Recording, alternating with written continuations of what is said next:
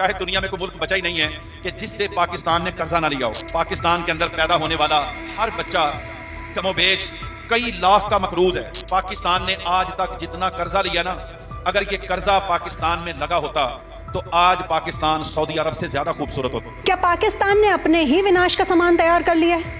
दशकों तक जिस आतंकी संगठन लश्कर-ए-तैयबा को पाकिस्तान ने पाला पोसा, भारत के खिलाफ इस्तेमाल किया और अंतर्राष्ट्रीय मंचों पर जिसका बचाव किया, वही संगठन पाकिस्तानी हुकूमत की जड़ें खोदने लगा है। हालात इतने बेकाबू हो चुके हैं कि अब ये आतंकी ना तो ISI की सुन रहे हैं और ना ही सेना प्रमुख जनरल आसिम मुनीर की। लश्कर के एक सीनियर कमांडर ने सरेआम पाकिस्तान सरकार को चोर कह दिया है। आखिर कैसे ये रणनीतिक हथियार अब पाकिस्तान के लिए ही गले की फांस बन गए हैं? आइए इस वीडियो में इस पूरी हकीकत को समझते हैं। हाल ही में एक सार्वजनिक जलसे के दौरान लश्कर-ए-तैयबा के कुख्यात कमांडर मोहम्मद अशफाक राना ने वो कर दिखाया जिसकी हिम्मत पाकिस्तान में कोई राजनेता अभी तक नहीं कर पाया। राना ने खुले मन से पाकिस्तान सरकार पर तीखा हमला बोला और पंजाब की हालत की तुलना बलूचिस्तान की बदहाली से कर दी। उसने सीधे तौर पर सरकार को चोर करार दिया।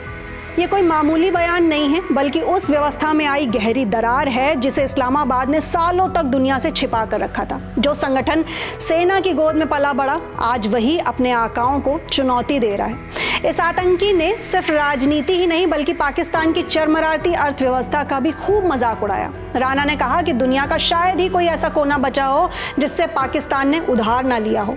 अमेरिका, चीन, सऊदी अरब से लेकर IMF तक हर दरवाजे पर कटोरा फैलाने के बावजूद देश बदहाल है। राना का दावा है कि पाकिस्तान में पैदा होने वाला हर बच्चा लाखों के कर्ज का बोझ लेकर जन्म ले रहा है। उसने तंज कसते हुए कहा कि अगर ये पैसा देश के विकास में लगता तो आज पाकिस्तान सऊदी अरब या ब्रिटेन से भी आगे होता।